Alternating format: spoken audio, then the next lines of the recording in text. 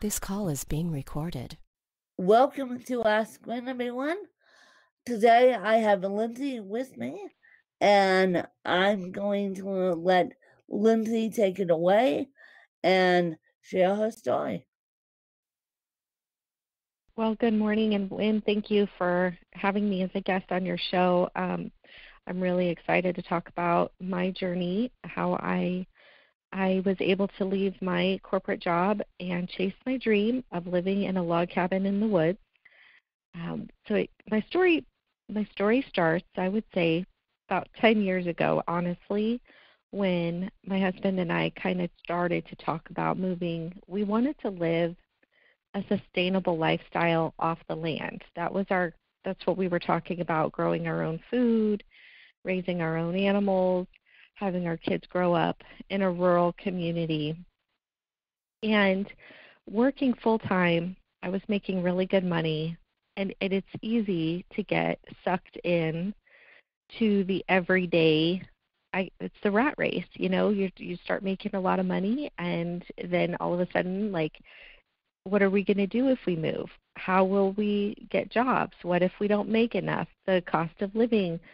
You look at these things and you're not sure where you're going to go and how will you survive. And we didn't have any friends or family anywhere else but in Arizona where we were living at the time. And every now and again, so for off and on for quite a few years, everything was just a cycle of we would talk about it, but we didn't really do anything. It was just kind of thinking. But one thing we did start doing early on that actually ended up being a very significant part of the whole journey, which I don't even think I really realized until even more recently. We started getting rid of debt. We paid off our cars. We got rid of credit cards. We just paid everything off. So the only debt that we had was our mortgage. And the journey, I mean, if anybody's moved or even relocated or done anything like that, then I'm sure they can understand, but it is not easy. And I used to be of the mindset that if things were not easy, then it wasn't meant to be. Have you ever heard that concept of, Oh, oh, yes, well, I if you, have. Oh, yes, I have. yeah. And it was it was because of that that I think I kept. There was actually multiple times that we had an offer in on property. Once we even were looking at moving to Canada because my husband's from Canada, and we had an offer in on a property there, and it was difficult. It was very problems were coming up, and it just felt difficult. And I just said, well, I guess it's not meant to be. And I went back to working in my job.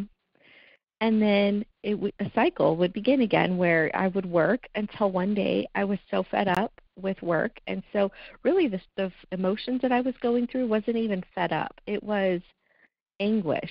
I wanted to be home with my kids. When my first son was born in 2008, I promised myself that within 1 year I would be a stay-at-home mom. Well, on his first birthday, I found out I was pregnant with number 2. So you can't really quit your job when you're about to have a baby.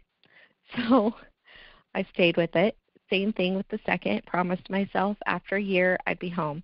And it wasn't until 3 years later that we had our next child. But the point being is I just kept having this fantasy that someday I was going to be home with my kids all day. And I just didn't make it a priority. I'm trying to express it in words because this was what was the magic. This was the shift. This was like the pinnacle moment. Because whenever we want something in life, we can want it and then we can make it happen. And there's a big shift that can happen in your focus, in your attention, in, I don't know, just your intention, I guess, is the big one, what your intention is set. And even though I desperately, desperately wanted it, I didn't believe I could have it. Oh, well, I have all these bills to pay, or oh, I I don't have an alternative. I couldn't think clearly. Sometimes when you're in the muck of your day-to-day life, you can't get creative. It's like your brain just is stuck in seeing only what's in front of you, and you can't see past it. And that's where I was. I couldn't see past it, but I wanted it so bad. And so I would get in these funks where all of a sudden I felt like my whole world was crashing down, and I was just as depressed, miserable. I would go into just a spiral, and it wasn't until, believe it or not, so that was 2008, the first time we talked about it. My daughter was born in 2015. It was when she was born, I was making really good money. I had moved up, I'd gotten a promotion, and it was just a job that I could have stayed at for 20 years. As a matter of fact, my general manager said to me, he wanted me there for 20 years. He's like, I want to retire together. And it's crazy because when he said that, I had this sinking feeling in my stomach that was like, I don't want to be here for 20 years. I can't even fathom that concept. And on top of that, we had a nanny, and she was wonderful. But she would send me pictures of what my daughter was doing. Now, mind you, this is my fourth baby.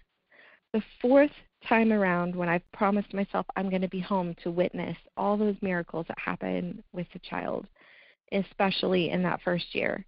And I wasn't witnessing it. And worse, it was a stranger, so to speak. I mean, she wasn't a stranger, but she wasn't family like my mom or whatever, because both of my parents had passed away at this point. So I didn't really have a lot of family to help me out with raising my kids. And so the pain of hearing all of these cute, fun things that she was doing every day and knowing that I was missing it again, it was just too much to bear. It almost makes me want to cry just now because it hurt so bad. And then I told my husband one day, I said, I just cannot keep doing this. And I looked at him, and we brought up the conversation of moving again. And I remember this like it was yesterday. We were sitting in two recliners, and we were having our parent talk, which is rare because if you have a lot of kids, it's hard to have a conversation with your spouse, especially in the living room. And I just looked at him, and I said, when are we going to stop talking about this and start doing it? And it was like this moment of silence, and he looked at me, and he's like, okay, well, what would that look like? And then we started making plans, intentional steps to move forward. And I also had hired a coach at this time in my life because I was looking at maybe starting a business to help myself get out of my career. As it turned out, she didn't help me start a business, but she did help me a lot with internal things. Sometimes we have to clear out those internal blocks before things can shift in our life. And I think I was struggling with the idea of starting a business and then moving because I didn't want to ditch any of my clients or build up this business locally and then just leave everything. So I thought to myself, maybe I need to move first and then establish what I'm doing because I was really struggling to come up with a concept for a business. I have to be honest, I feel like it was all God guiding me. And it's crazy because I'm not a huge God person. I don't go out in the world talking about God all the time. But when I look back at my story, there was definitely a power working bigger than me because I could not have pulled off what actually ended up happening. I couldn't have done it. Call it intentional, call it the law of attraction, call it God. It's, to me, all one and the same, and they all were working together. The whole thing was working for me, and I didn't even realize it at the time, but I just kept moving in this direction. So my coach at the time really helped me work through that block of believing that things are meant to be, they just work out.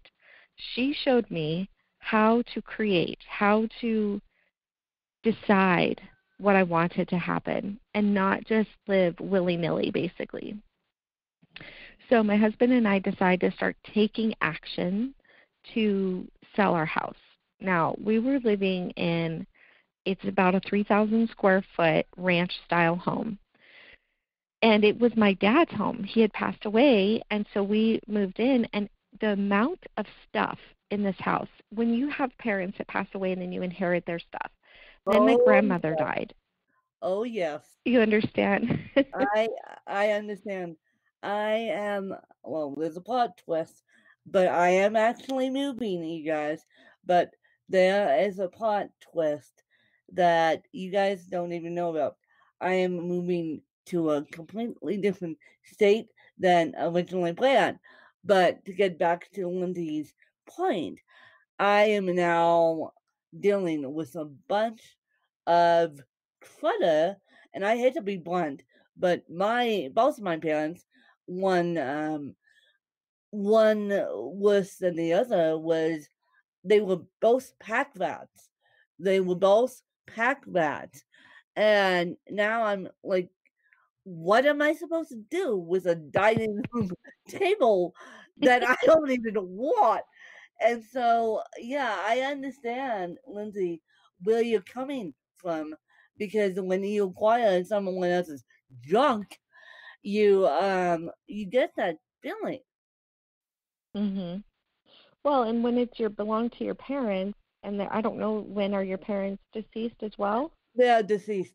They both Yeah. So are deceased. it it makes it even harder to get rid of that because you feel like you're getting rid of a piece of them, or how would they feel if I got rid of their favorite whatever, and there's like these emotional ties every time you go through stuff and weed it and pare it down. It's just it was a very emotional time. So I mean, that house also, being that it was my dad's house, I grew up in that house. Both of my parents passed away in that house. It was like the whole thing was just this major emotional journey, like letting go of my past basically was it was baby steps, I guess is the way, because I would go through things and I would say, okay, what really helped me actually was the Marie Kondo method. Oh, Because I looked at each item and I said, does this bring me joy? Would my parents want me to carry something around with me that does not bring me joy and that I'm just carrying around for the sake of carrying around? And my answer was no. I don't believe they would want that for me. So I blessed it, thanked it for being in my life. And some of those weird knickknacks, like my dad had these weird cups that were like green. And I would never drink out of them. They're just weird. They're like ceramic and they're like this hideous, ugly color. But I didn't want to get rid of all of them. So I kept one out of each set. And I'm like, there. Now I can admire one at a time if I want to. I could put it on a shelf if I'm doing a different color theme or something like that. But I don't need to keep 6 or 8 cups out of each of these sets that he has. So it was just a way that I could kind of carry that with me. Well, so I mean, mountains of things were delivered to Goodwill. We had yard sales. We were selling things on, Marketplace and all the things. And I'm still working through this because but I'm still at my day job, still have my nanny. My nanny knew we were moving. Also, my grandmother died during this process, and my grandpa moved in with us. So now we had his stuff on top of everything. And because grandma just died, he was having a hard time getting rid of things that, again, were not necessary, but, he was having a much harder time getting rid of things than I was. And, man, it felt like the more I did, the more I needed to do. The more junk you clear out of the house, the more you notice things in the house that need to be fixed. You know what I mean? It's like, oh, the wall really should be painted after all. And I guess this, I don't know, this one, my dad, he was a flooring contractor, so he had remodeled his house, but he never finished it. And all of a sudden, like pieces of this remodel that when you're living with it every day, you just see it, you don't even acknowledge it. All of a sudden, it's like this massive eyesore. So then we embark on this journey of fixing up part of the house. And it just like I said, it felt like a bunny trail. Like, when does this end? When are we going to actually list this house? It was going on and going on and going on, and I was just getting more fed up because I was working all week and then working all weekend to get the house ready. It was just a constant battle of work. And I was even feeling like I was playing with my kids even less. What was a good thing is my kids were on board with moving. They were excited. So there was that. I didn't have anything to deal with them feeling upset about moving, so that was a relief. Everybody was pretty excited. And then finding the house. Now, we narrowed down. Often people are like, how did you decide where to move? And how did you end up in a little tiny town in North Idaho, nearly to Canada, when you lived in Arizona your whole life? It just seems like such an oxymoron in a way.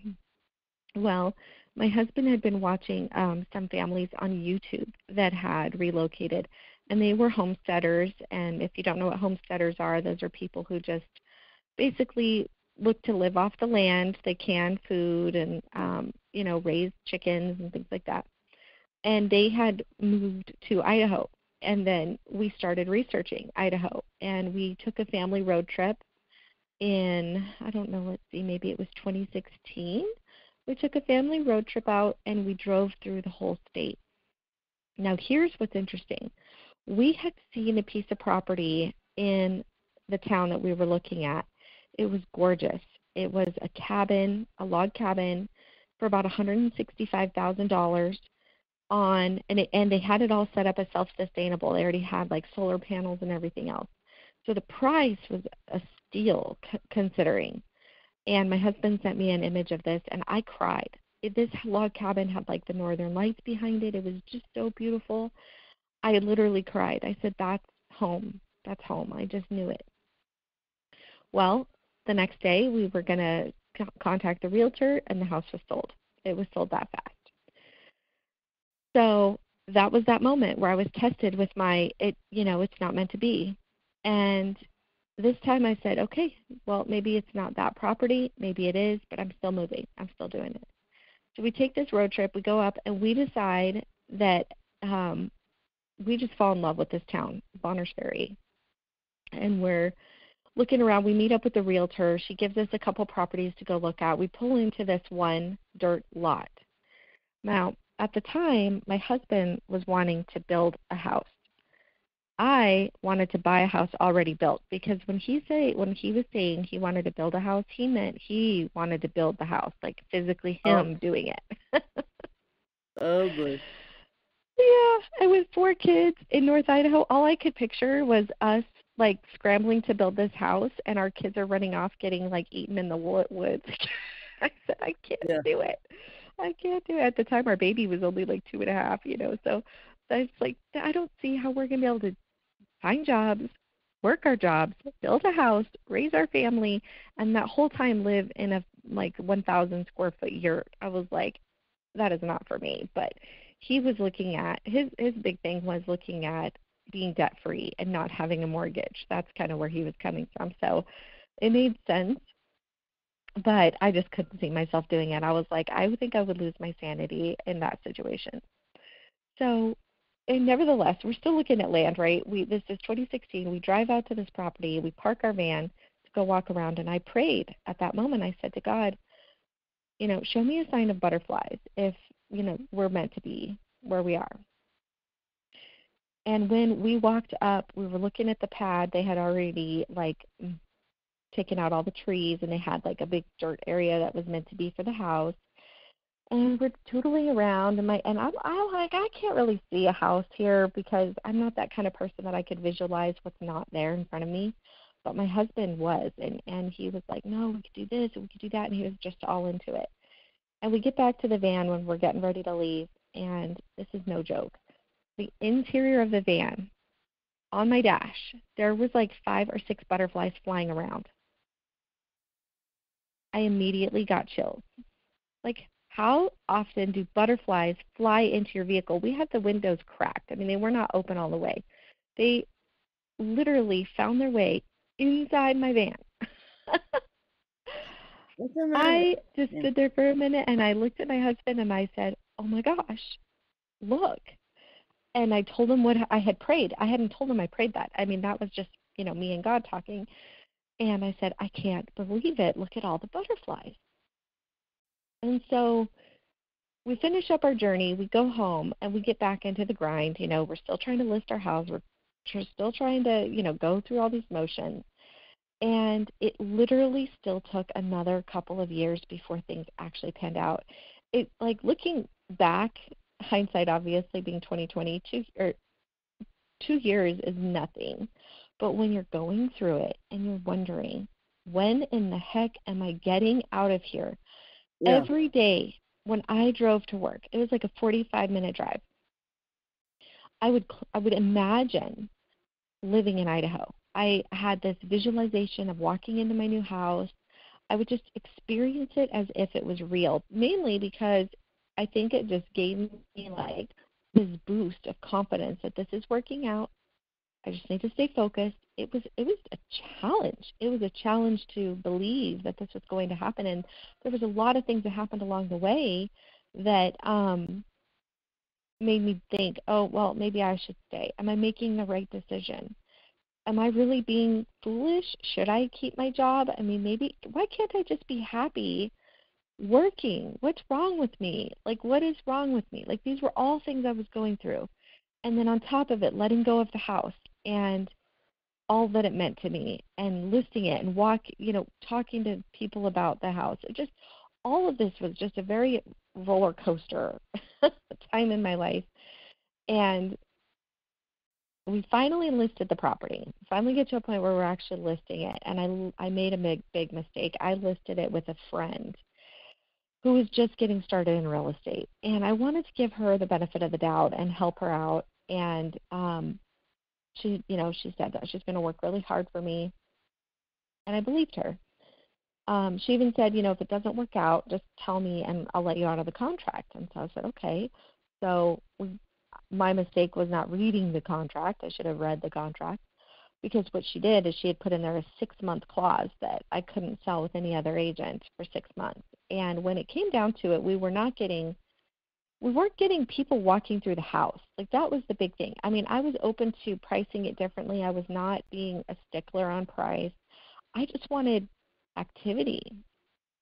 And houses were selling in our area just fine. So there was no reason why we were not getting this activity. I felt like she wasn't answering her phone, because there was a few times where I had tried to reach her and I would just get a voicemail and her voicemail was full, and I'm like, what's happening? People are trying to reach out. They're not able to reach you. And I even brought, I just really tried to speak from the heart and work it out with her, and it did not work out, and it turned into an ugly battle, and sadly totally ruined our friendship, because I just was so frustrated by the time it was all over. I said, you lied to me. You said I could get out of this contract, and I can't, and you're holding me to it. Like, that was what's worse, is she could have let me out, but she didn't. She even got her broker involved, and it was a mess. And it got to the point where now, it was so stressful. All these things happening in my life, this was all so stressful, but it all worked out the way God intended. But I just didn't know it was working out. I just had to keep having that faith. And I'm to the point now, it was, let's see, in August of 2018, we closed on our house in Idaho. Now, it's crazy because it was like this two-faced experience where my situation in Arizona was chaotic, painful, stressful, a lot of emotion, anger with this realtor, stress in dealing with my house, stress with trying to, if you have kids and you're trying to show a house and you get this call from somebody that they do want to show the house, you have 30 minutes. I mean, you're shoving dirty dishes in the oven and dirty clothes in corners and just trying to hurry up and get the house presentable because you have 4 little kids, and so it's like not always looking like Pinterest, let's just be honest. Yeah. So so we're going through all that, but now we find this house in Idaho. During this time, we had found this house. It was a log cabin. It was about the same size square footage as the house we had. They had it set up with 7 bedrooms, which was really strange. Some of the bedrooms were very small. And the house was strange. They had done this addition, and you had to walk through the master bedroom to get to it, and it just had some weird things about it, and it was having a hard time selling. But we were okay with that because we didn't mind our 2 littlest kids having to go through our bedroom because they were little. We like having them close to us, at the time my daughter was still sleeping in our same room. And so I wanted to have them close. And we flew out in July, looked at the house, decided to make an offer. Actually, I take that back. We already had the offer in before we flew out to look at it. So we made an offer sight unseen. They were wanting, this house was listed at $315. And at that time, that was way out of my budget. But all of a sudden, one day it dropped to under $200,000, into the 200s, high 200s. And I told my husband, I said, let's just check it out. Let's just look at it. And he's like, oh, that's going to be too much. Remember, he didn't want debt. He wanted to be debt-free. So he was just totally stopping me from moving forward with this. But we end up making an offer that I couldn't even believe. Like, my husband, I don't know if I mentioned this previously, but he had been a real estate investor. So to him, buying something full price was just absurd. To me, everything that we looked at in North Idaho was gone, like within days. Property was flying off the shelves. So I was scared that if we made a lowball offer, it was not going to work out. And again, this is where my coach told me. She said, if it's meant for you, Lindsay, it's going to be for you no matter what. And I was like, okay. So I kind of had to go out on faith to appease my husband. We ended up making them an offer of $250,000. It was $40,000 below their asking price. And they came back. I remember the day my realtor, she called me. She said, now, they didn't say no, but they didn't say yes. I was like, what does that mean? It meant that they were willing to take our deal, our offer. However, they wanted to leave the house on the market, and then that way if they got a higher offer, we would get the first right of refusal. I was like, oh, heck no. I am not dealing with everything here in Arizona and buying a house out of state, putting all the money into inspections and everything that goes along with it to lose it the day before close.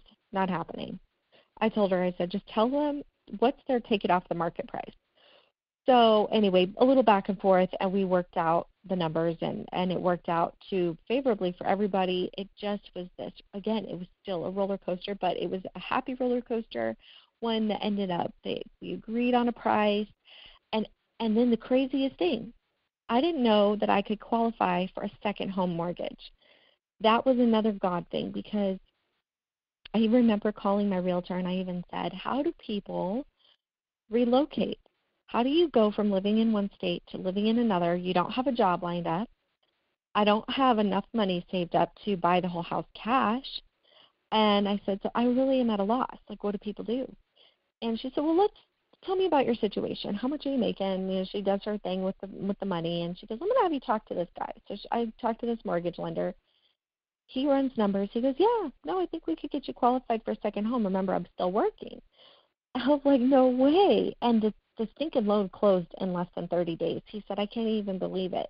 He said, no loans close that fast. See, in Idaho, properties were being sold so fast that when it came to doing inspections, they were backed up. And being that I was looking at a house so far north, inspectors had to drive 2 hours to do it. The likelihood of it happening in that time frame was so small, nobody could believe how fast it happened. But that's what I'm saying. Like, with Idaho, everything was magical. It was just falling into place. Meanwhile, my Arizona situation was utter chaos.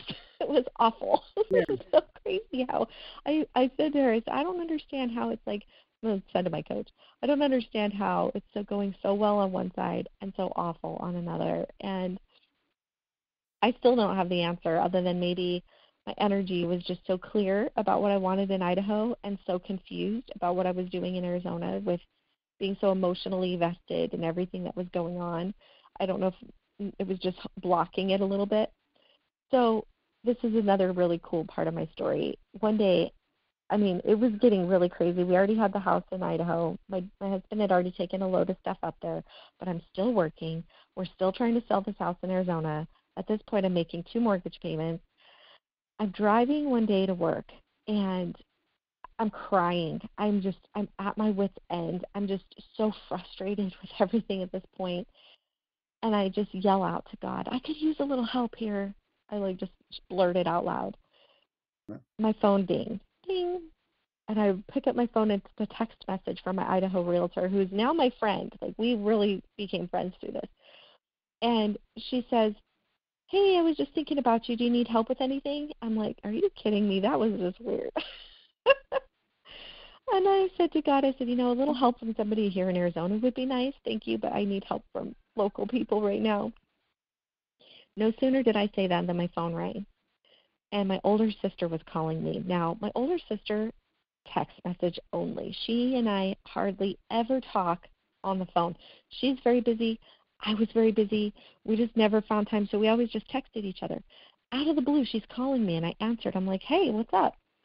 She says, I don't know. I just had this really weird feeling like I needed to talk to you. I almost didn't call you because I didn't think you'd answer.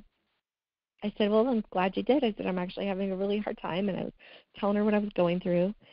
And she says to me, well, why don't you guys move in with me for a little bit until your house sells? It was like a godsend, I'm telling you. And that's what we did. We ended up moving our family of 7 into her 3-bedroom, 2-bath house. My kids slept on air mattresses in her living room. And my daughter and my husband and I slept in her daughter's room, but her daughter had grown up. Her daughter was out of the house now. So she had this extra bedroom. And then she had the other bedroom for her mom that my grandfather stayed in. So we fit in there just barely, but we fit. And it was through the summer. And, oh, my gosh, I remember because she had a boyfriend who lived across town, so oftentimes it worked out for her that we were there because we could feed her dogs and such. It was just crazy. Timing was just crazy on this whole thing. It was amazing. And by the time I feel like we were about to wear out our welcome, it's getting up to Christmas, okay? We were there from, I don't know, maybe end of August, because it was still pool weather. It was still nice in her pool until it was about Christmas time. It was December, and I thought, man, how the heck long are we going to stay here? Like, at some point, we're going to wear out our welcome. I mean, 4 kids in a small house. It was getting a little crazy. And so my husband, he says, Lindsay, we've got to get to Idaho. We've got to go because it's going to snow. And he was really worried that if it snowed, the pipes, you got to worry about the pipes bursting. You got to worry about snow on the roof. He's like, we should just be there. We need to be there. And on faith, on absolute faith, I put in my notice at work. I think it was right before Thanksgiving. I went to my boss and I said, I'm retiring. And he looked at me and he goes, what are you talking about? I said, I'm retiring. I'm quitting the car business. Like, I had been in the car business for 20 years. And when he was floored, he leaned back in his chair. I mean, like, the wind just went out of his sail. He's like, I can't believe it. I'm so sad. I'm like, I am so grateful for this company. You guys have been wonderful. I love my job. I love everything about it. I said, but listen, here's the thing. Both of my parents already died. There's no guarantee of someday, and I can't see myself staying here for 20 years and then getting to live my dream of a log cabin. Like, I can't wait for someday. I have to chase this dream. I have to do this. I don't know how. And I told him the whole thing. I said, I don't have family up there. I don't have a job lined up. I don't have anything but my savings account, a little bit of debt, very little, which was my mortgage. And I said, so I just have to do this. And he goes, a part of me is upset and sad that you're leaving, but a part of me is really excited for you because, ironically, a lot of the management at this dealership owned property like literally 20 miles from where I live now. They all would love to live here. This was like their dream area to be. And here I was going, right? They're all waiting until they retire. And I'm like, I'm headed. I am moving. Yeah. And so I put in my notice. I worked my last day. I trained my replacements. I do all that. On December 7th, I was in my last day. We rented the U-Haul. Talk about more fiasco. Like, nothing went right. Nothing went right. Like, it didn't go smooth. My husband drives the U-Haul home, and it's clunking and acting all crazy. He goes, I think there's something wrong with this U-Haul. I said, well, take it back. So he takes it back, and they said, oh, well, you already signed the contract and drove off. You'll have to wait till our mechanic comes out to fix it. We're like, seriously? We just left here like 10 minutes ago. They said, nope, we don't have any other trucks. You're going to have to wait. We'll send our mechanic to your house. Well, we couldn't load up because we had to wait for this mechanic. We were certain there was a problem with the suspension. And sure enough, after he spent a whole day looking at it, they end up finally giving us another truck. But we had to drive all the way 2 hours across town to get it. Oh, boy. So we get the truck back. We load the truck, and it just seemed like this was like packing in mud. I mean, everything felt like it was taking so long. And the more you pack, the more there is. I'm telling you, I couldn't get to the end of the trash, of the junk. It was so crazy. I was like, we ended up even leaving a whole bunch of stuff outside for like big brothers and big sisters to come pick up because we're like, we're not taking it. And then deciding what we're taking. We took, it was a 26-foot, like the biggest U-Haul you could get. We had a dump trailer. We had what else did we have? So we took the dump trailer and loaded it up with like outside stuff. Like we had horse property, so we had outside stuff. Then I pulled we used my truck to pull my van, and then my husband took this U-Haul and behind that hauled our camper trailer. So he was like 45 feet long, and then I was pulling probably 24 or 5 feet, and then my grandpa had his little Dakota truck pulling our dump trailer.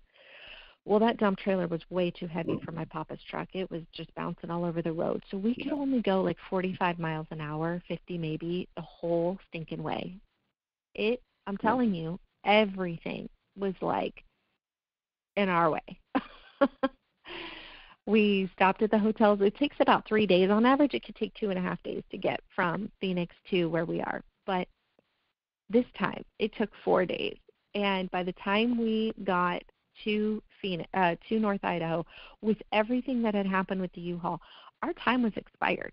Like we were now we were beyond the time limit. Now we have to unpack everything. And we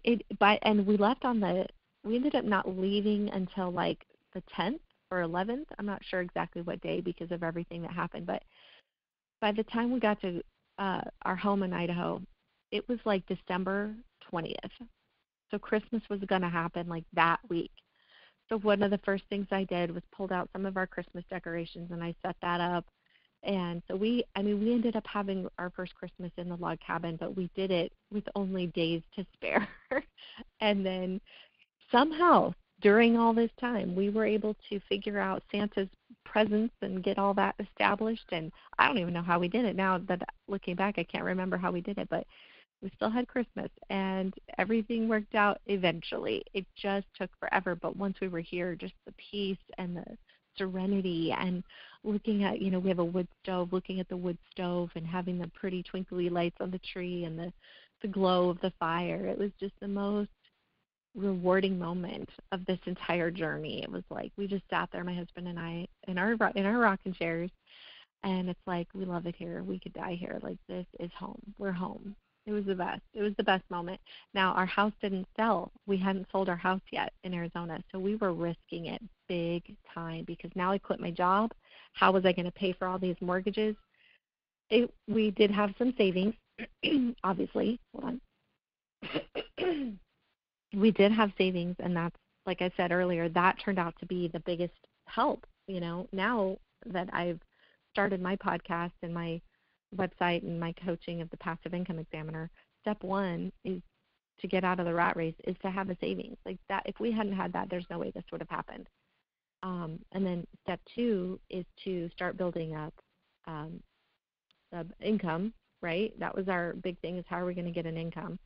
And step three would be to start investing and making your money work for you, which we did also. We had invested in a few different things that ended up carrying us through this moment in time when we had these two mortgages.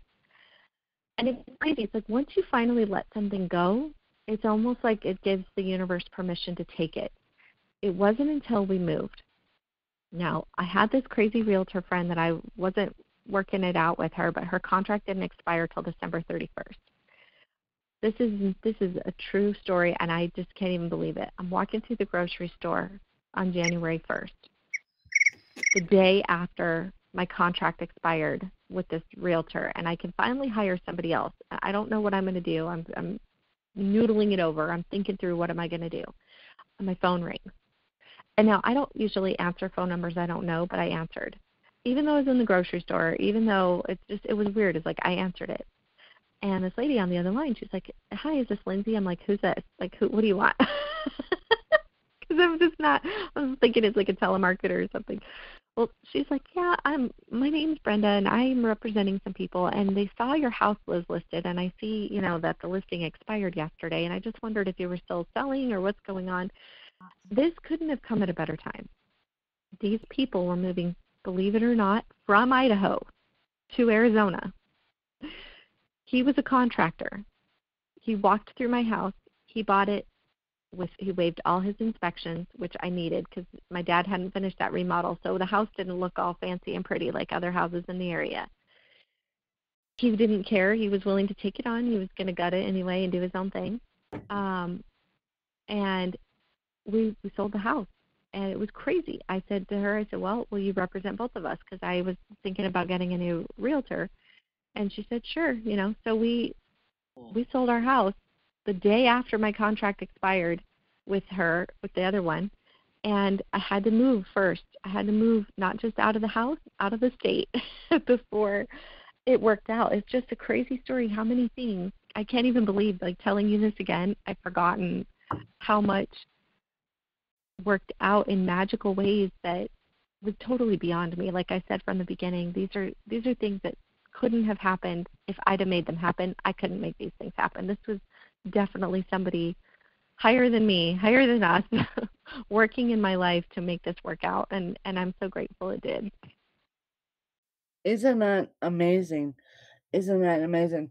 Now you guys know that I am moving, and there's a plot twist to my move and Lindsay will find out after I hang up because Lindsay's not going to find out during this recording, but Lindsay will find out after we hang up.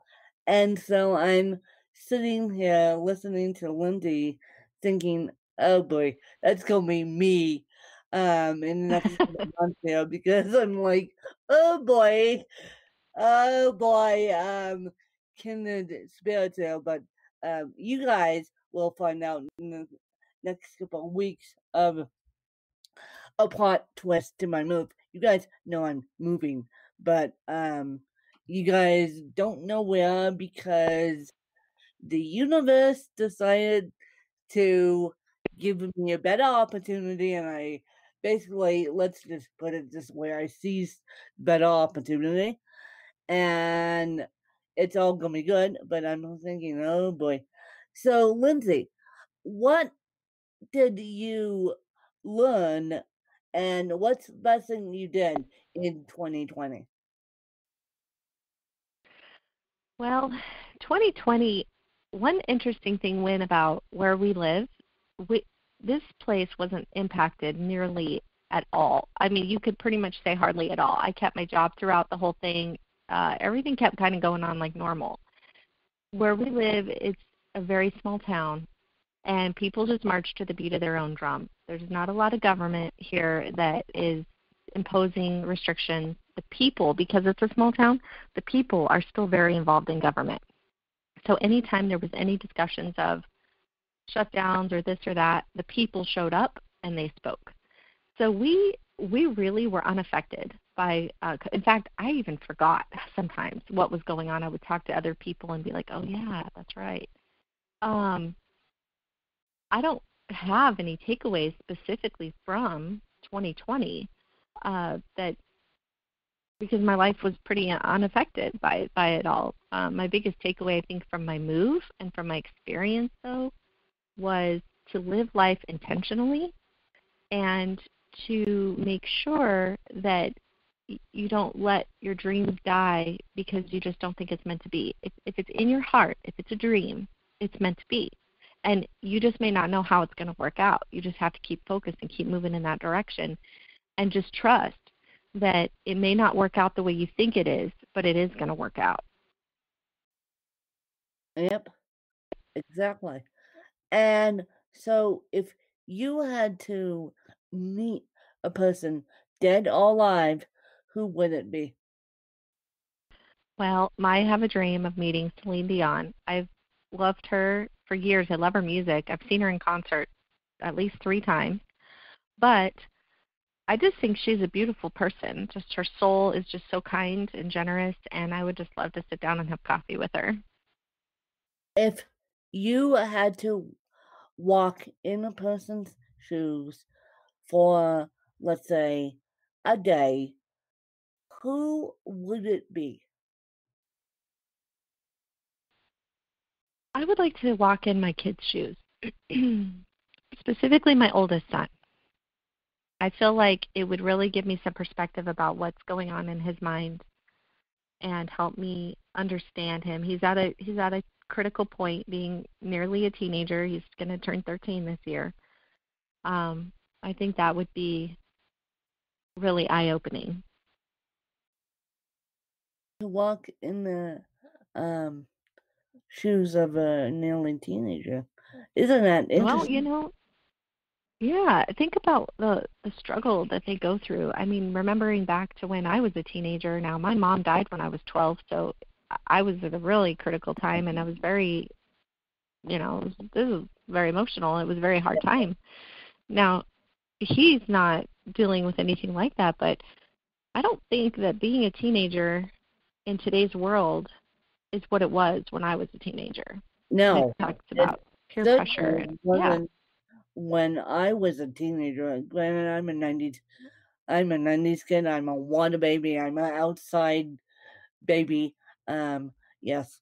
So, Glenn, we did on Google. We had AL, ALO, and You Got Mail, and that was about it. Mhm. And so, yeah.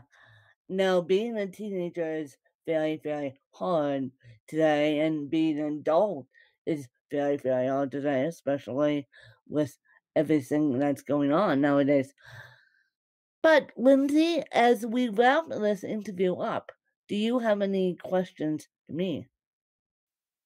I do have one question. I was curious, what is your do you I guess it's a two-part question. Do you have any passive income streams, and what is your number one passive income producing Well, asset? right now, right now I have, um, and occasionally people do pay me for my journalism work right now, but my passive income is my books, and I do a little bit of multi-level marketing on the side, but more my books than multi-level marketing. And so I feel like my passive income is my books. Now, granted, once I get to where I'm going, I will have more time to write books and do all that. Right now, it's a little insane um, because I'm in the midst of a move and I don't know what date I'm moving. I planned a date and then the universe decided to push that date up just a little bit as you guys hear this. So I might be moving to somewhere sooner than I thought. So it's like, okay. So the universe decided to push that date up just a little bit, but I will get more information when I in the next couple of weeks. And so I will let you guys know about how you can help me. And Lindsay, where can people find you if they choose to do so? Well, I have my podcast is the Passive Income Examiner, and I started that because I really wanted to find a way. My whole thing has been about spending more time with my kids, so I wanted to find a way to develop income without working, and I was curious to do that. So I thought, well, if I interview people who are doing it, I could learn a lot, and then that kind of evolved into my podcast, and then also my website, the Passive Income Examiner. I've got resources, I've got my free download, my 4 steps to getting out of the rat race, and so much more to come. I'm going to be launching some courses this year, teaching how to get your first rental property. That's coming up this month. I'm going to do one on how to invest in precious metals. So, definitely also follow me on Instagram at the Passive Income Examiner. So stay tuned for all those fun things. Stay tuned. And you're going to be on a wild journey with me, you guys, in the next couple months, because it's going to be interesting what the next couple months is going to bring. Let's just put it this way. I had a move all planned out, which you guys knew about, but I did not ask the universe to put a plot twist. I shouldn't call it a monkey wrench because it's not a plot twist in my move. I had everything all lined up, but you gotta trust the universe and make it happen. And so it's gonna be an interesting next couple months, and I'm excited, you guys. And so I will catch you guys later, and maybe we will do a 2-part episode, and then in the second part I will give you more information as to what I'm doing, why I'm doing it. And so yeah, and so I will catch you guys later. Bye, you guys.